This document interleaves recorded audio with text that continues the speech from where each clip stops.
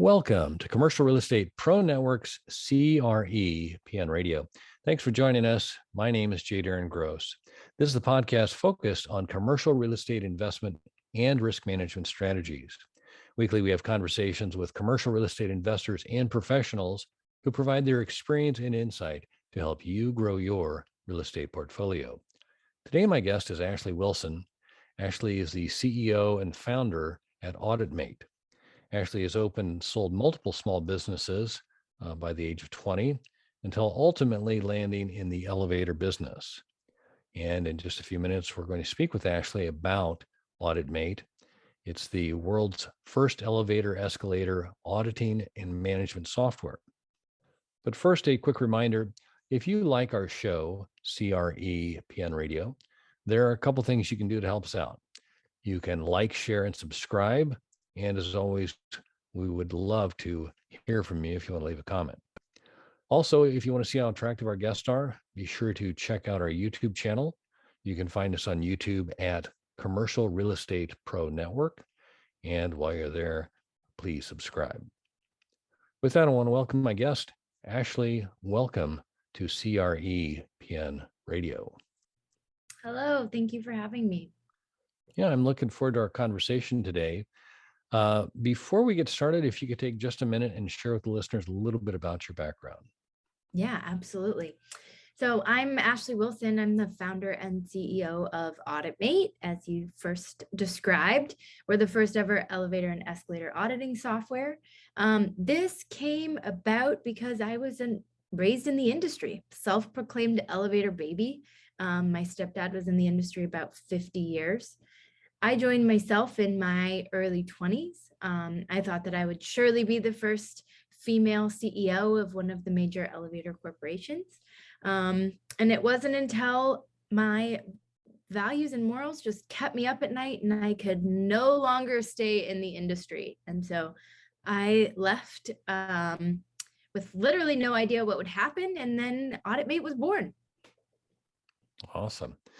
So it sounds like you had plenty of experience, or I guess an eye-opening experience in the business of elevators, and I assume escalators too. Are they Yeah. tied together as far as the I guess the providers, the manufacturers, and that is that all tied together? Yes, absolutely.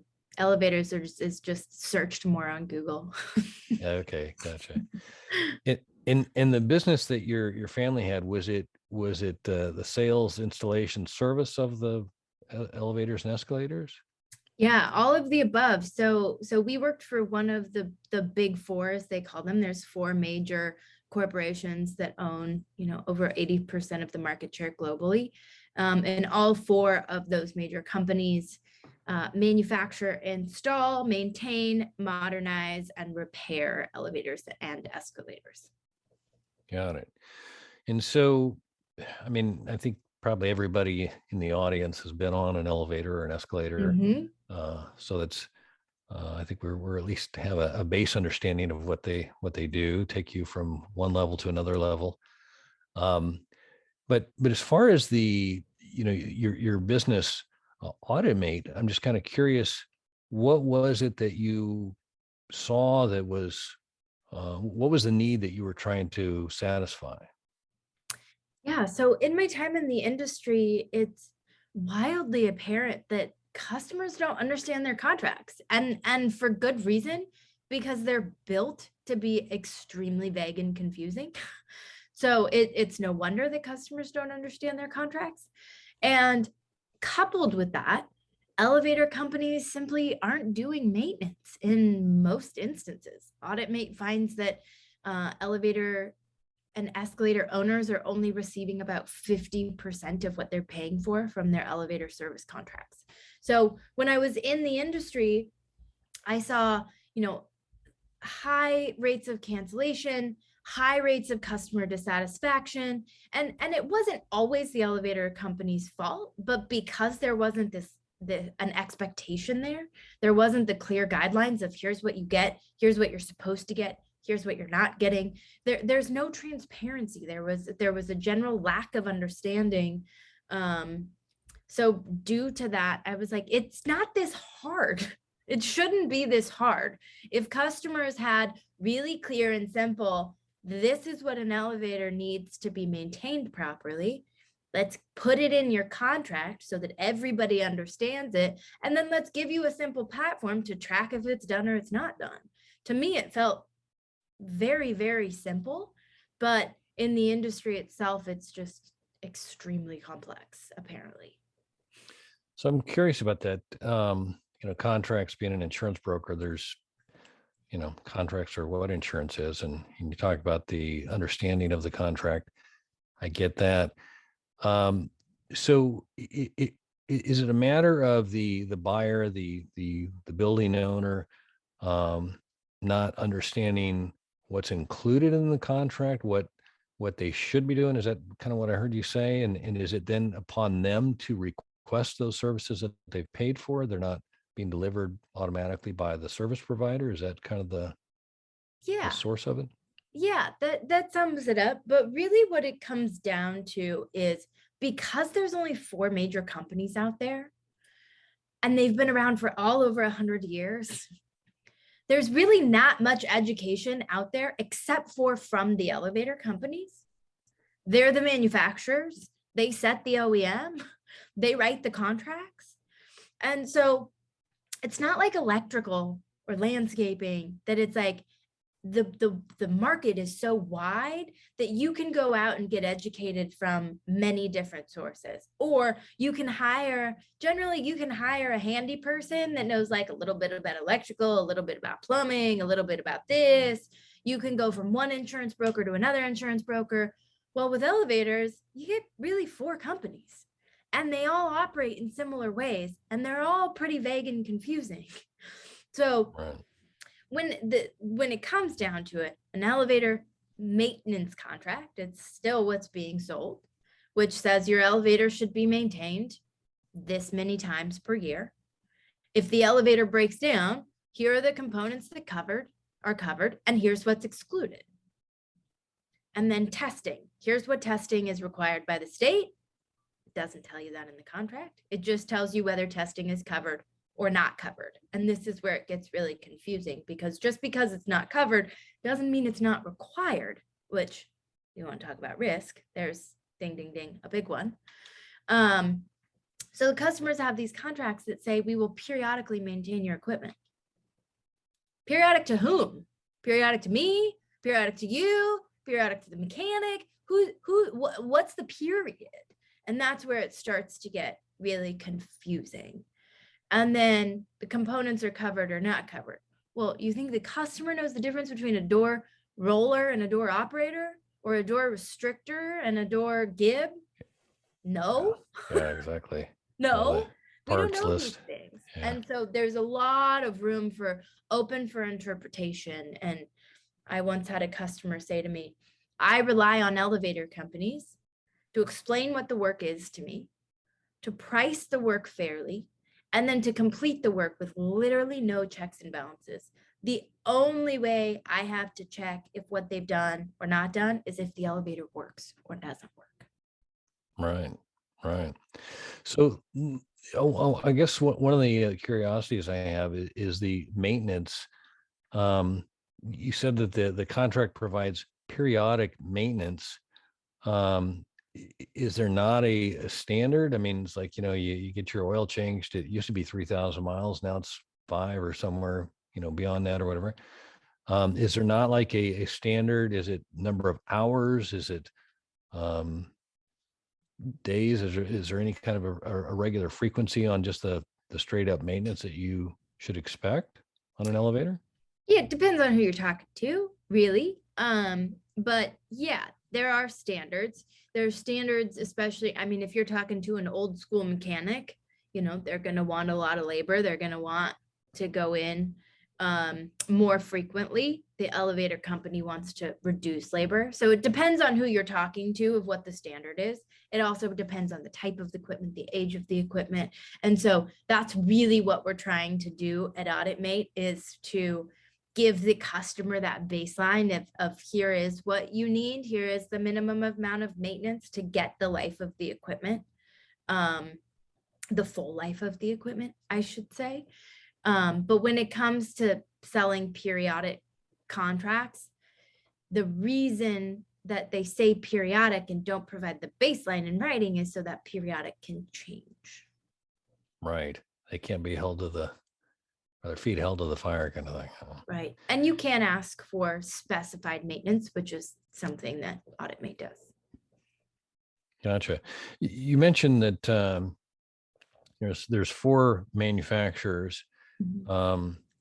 As far as the different types of elevators, I mean, you've got I know I've got some clients that own older buildings that have the old cages, and you've got the kind of the new shiny ones with the controls that only let you go to the floors you're authorized to go to.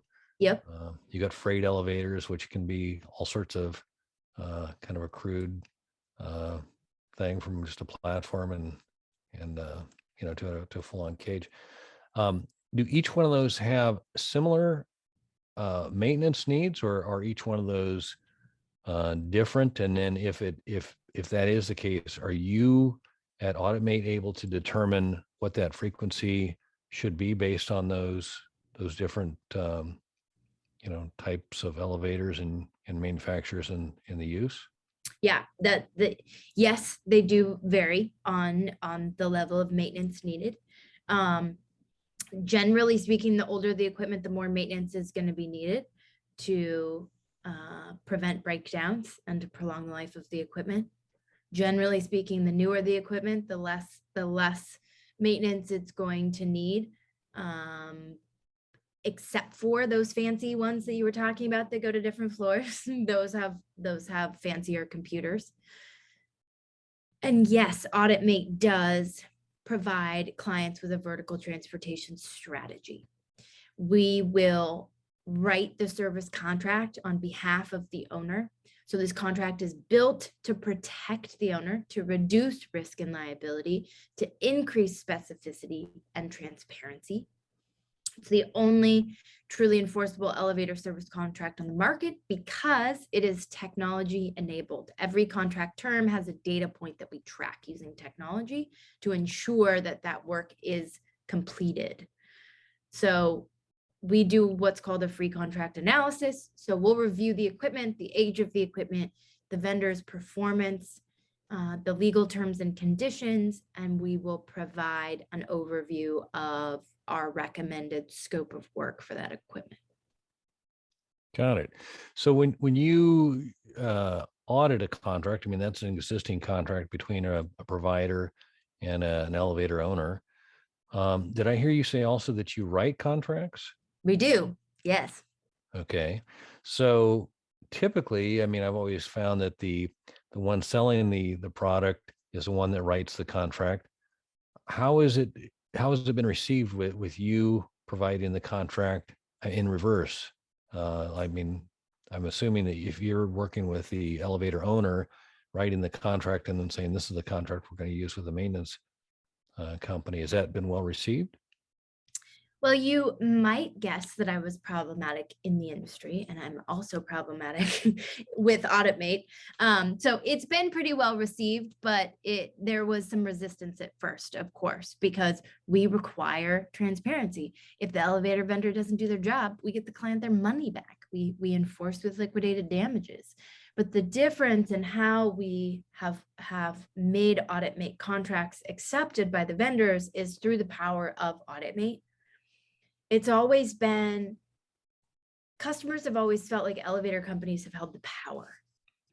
They are the ones who can get the elevator running. You have to pay the bill if the elevator's down. I don't have the expertise to push back. I don't know what my rights are in this contract. I just know I'm about to get fined by the housing authority unless I get this elevator running again. Or my tenants are going to leave, or, enter XYZ. The pressing issue has always been getting the elevator running and not knowing how to push back. And that's really where AuditMate comes in. By being able to leverage the power of AuditMate, grouping customers' portfolios together instead of having individual buildings, we're able to really transfer the power back to the owner. They're the client. They're the ones paying the bill. They're the ones hiring the elevator company. And by shifting that power back to the buyer, the elevator companies have agreed to sign the contracts.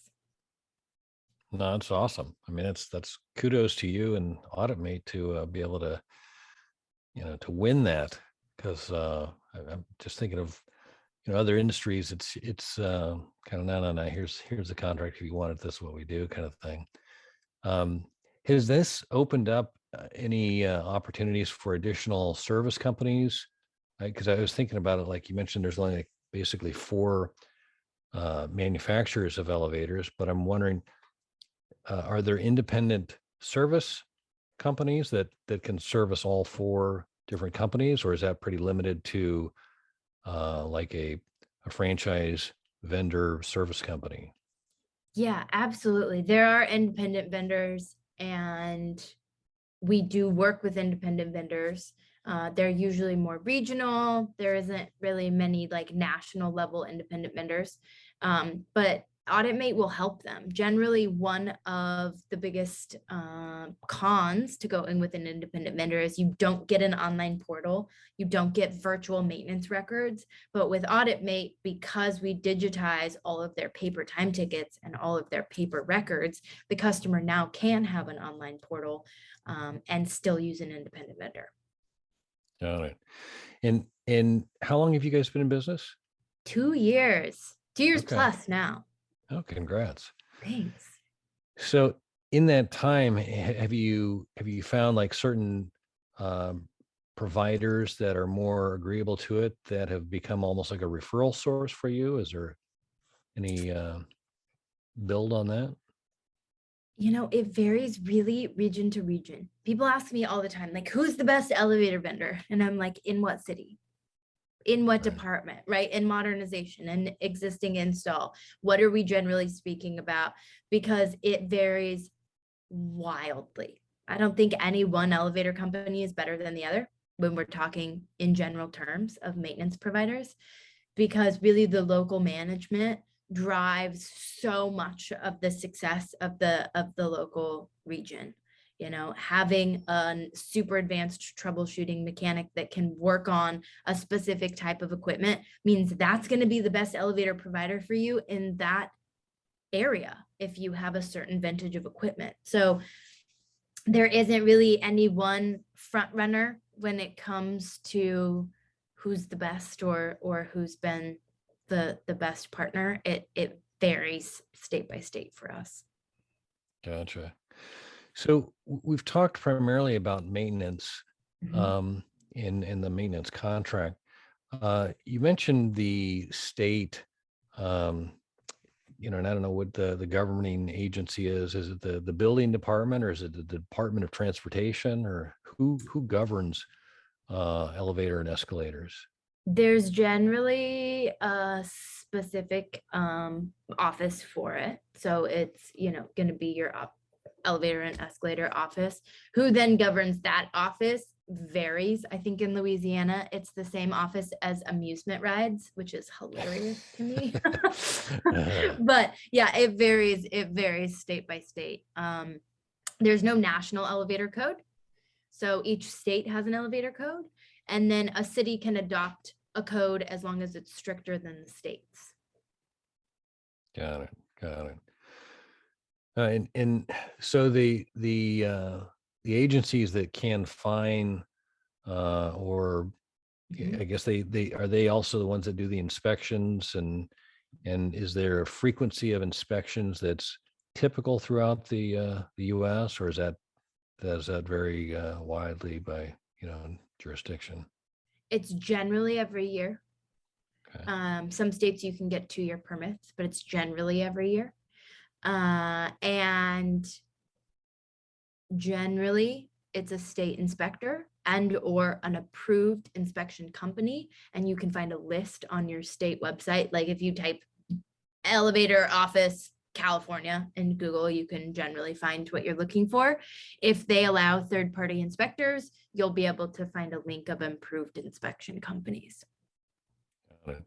And then, as always, I know the permit is on file in the office, or is there anything that you guys provide that for documentation digitally of those permits that are required to be listed or shown or in the elevator itself? Yeah, so we'll track those expiration dates to ensure that the client either requests an inspection or is inspected by that date. A lot of states are really behind on inspections. And even though the owner cannot perform the inspection and they cannot do the safety testing, they are required to have them completed. So if the elevator company is past due, which happens, if the inspector is past due, which happens, and then someone were to be hurt on the elevator, all of that risk and liability falls on the owner of the building. Gotcha. I'm trying to think, just like on an insurance basis. I know we always ask, are there elevators or escalators, but I'm not. I know like fire escapes, there's like questions about like load inspections and that kind of stuff. Are there any kind of, is it just a safety inspection to make sure that that it's operating properly? Is there any kind of load inspection or anything like that that goes with that? Yeah, so every year is a no load test. So you're testing the safety devices. Every 5 years is a full load test. If we're speaking generally here, where you load the elevator to capacity and you actually crash the car to make sure all of your safety devices work. This is so it's being crashed, I'm using that term lightly, but in a controlled environment, so that if anything were to break, it's breaking during the test, so that those items can be fixed. Gotcha. And so for this, I'm assuming that there's like an ideal number of elevators that you would attract, or that an elevator owner would lean towards working with AuditMate, or is it from one to whatever? Is there a sweet spot? One to whatever, honestly. Okay. Most small building owners and really any small building owner and manager, if you were to spend the time to manage your elevator vendor and to be able to get the most out of your contract and not pay more than you should, you would be spending an obscene amount of time tracking all of the maintenance activities, tracking the duration, trying to understand what's covered and what's not covered. It would spend an obscene amount of time. And guess what? Building owners and managers, that's not their job. It's a small fraction of their job. So we charge $65 a month. So even if you have one elevator, it's $65 a month. And we're ensuring we're auditing all of your maintenance, all your invoices, all your proposals, and your compliance for an entire, we do annual subscriptions. Got it. So when somebody has a subscription with AuditMate, and you've reviewed my contract, you understand what the dates are, or perhaps you've said, hey, no, let's use this contract. What is the interaction between AuditMate, the owner of the elevator, and then the service provider? We're really the in-between. So I like to think of us as like a property manager, but only for elevators and escalators. So we're a vertical transportation manager. So we handle 100% of the vendor communication, and all of the invoices and proposals come into us. So what the owner sees is they'll see monthly checkpoints. So reports on what was done, what wasn't done, what open items are outstanding. They will receive invoices once they've been approved or disputed from us with recommended next steps. We do all of the heavy lifting, but we need the answer from the owner. So they're still making all decisions. Proposals, we'll let them know if we've disputed them, if we've negotiated them down, if it's something that needs to be purchased now, or if it's something that can be put into a future budget. They'll receive annual reports on how much they've spent, how much they've saved, the compliance statuses. And the owner is still responsible to place service calls. We never want to get in the way of any sort of emergency. So we track data on the back end, but on-site personnel still needs to place those service calls. Got it. And do you have any kind of data, or is there any kind of I'm just trying to figure out a way of recognizing an elevator that has only been serviced when called upon versus one that has been, follows a maintenance schedule. Is there any kind of like a percentage of downtime or fines or whatever that you can show that, typically a person who only waits till it's broken to fix it is down this much time versus somebody that maintains it will, have X amount of time down? Is there any, is that just too wide of a question, or is there anything that you can point to that shows, the Yes. payoff? Yeah, we've reduced invoices and proposals. So breakdowns. So breakdowns, and then uncovered breakdowns, I guess, and not covered breakdowns. We've reduced those by 25%, and we've increased maintenance by about 30%. Gotcha. And then I presume that also the breakdowns, the downtime, what is the typical downtime for a breakdown? The typical downtime is a few hours. But on a large repair would be days and or weeks, depending. Right. No, I've been in those buildings where stairs, the air lift, the stairs there. So yeah, it's not too tall of a building, or I got to go too far up. So, but no, that's fascinating. I think that's really cool how you've been able to do that and insert yourself as an advocate for the property owner, and help them maintain and keep their building operating. I'm assuming that if most of the building owners been pretty receptive to your opportunity. Yes, more so now. It was interesting in the beginning. It's one of those problems that's like way in the back of the closet, right? Unless you're having current elevator issues that are causing you a big headache. For the clients that things are like, okay, it was really interesting to get them to come on board. And we had to do the free contract analysis to show them what they were currently receiving from the money that they were paying before it started to click. And this was a problem that I've been trying to solve for years, right? I was like, how are customers not rioting in the streets? How are people not so mad about all of the money that they're losing? And when it came down to it, they didn't know they were losing money. What do you compare that to? Until there's a better way of doing something, that's just the way. And the more that I dug into it, you talk to folks that are like, you just pay the bill. My dad just paid the bill. My grandpa just paid the bill. You call the elevator guy and you pay the bill. That's just what you do. There was never another option for people. And it's back of mind and not thought about until it's front of mind and needs to be dealt with. And you just want it off of your plate as quickly as possible to not think about it anymore. And so once AuditMate did the free contract analysis and was able to show people how much work it is to get the full value of your contract and how much they were actually losing, then AuditMate becomes this no-brainer. But until you take a look and really dig into it, it stays back of mind until the problem really, if you go from your equipment lasting 35 years to lasting 27 years, most people don't look at that long, or property management companies have come and gone. But when you quantify it and put it in front of an asset manager or an owner, it's like, oh, I want those 7 years back.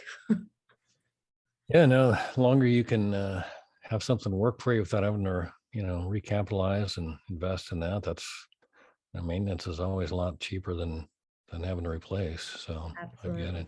I get it. Hey, Ashley, if we could, I'd like to shift gears here for a second. Mhm. By day, I'm an insurance broker, as I've mentioned, and I try and work with my clients to assess risk and determine what to do with the risk. And there's three strategies we typically look at uh, to see if we can, or how to manage the risk.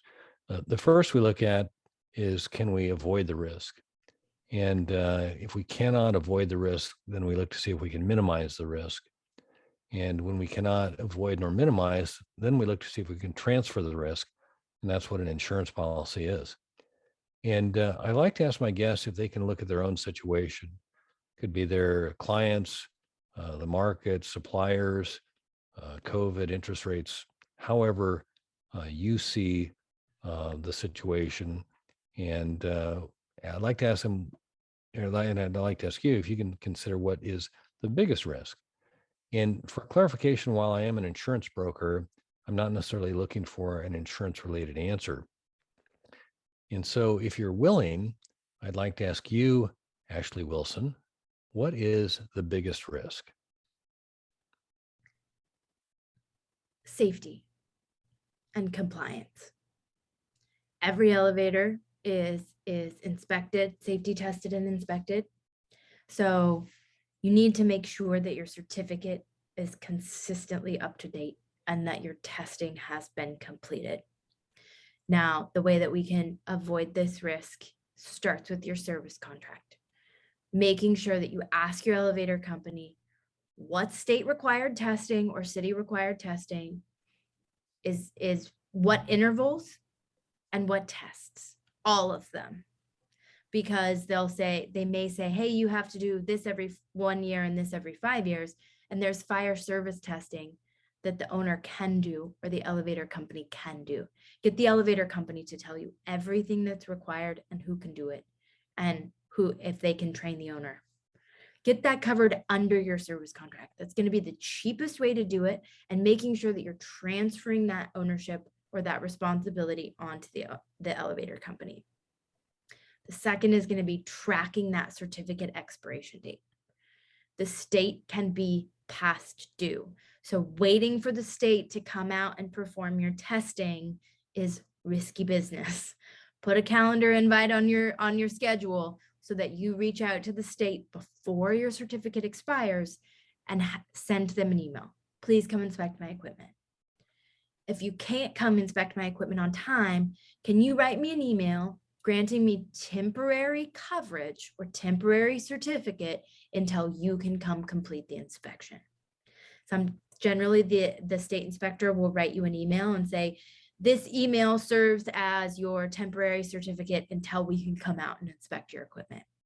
That way you have that in writing from the inspection company and from the elevator company. So making sure passengers are safe on the equipment and making sure that your compliance is up to date with the state and or city. That's a great tip on the reaching out to the state ahead of time as opposed to waiting for them and the fine. And because I know when you're dealing on their schedule, it's a urgent emergency kind of thing. Whereas if you can reach out to them and buy yourself some time and kind of be more of a planned inspection, that makes a lot of sense. That's a great tip there. Ashley, where can listeners go if they would like to learn more or connect with you? AuditMate.com. We also have a YouTube channel with a few videos for AuditMate. I'm on Twitter at Elevator Dad, and LinkedIn is probably where we're most active. Got it. Actually, I can't say thanks enough for taking the time to talk today. I've enjoyed it, learned a lot, and I look forward to doing it again soon. Thank you so much for having me.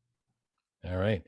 For our listeners, if you like this episode, don't forget to like, share, and subscribe. Remember, the more you know, the more you grow. That's all we've got this week. Until next time, thanks for listening to Commercial Real Estate Pro Network's CRE PN Radio.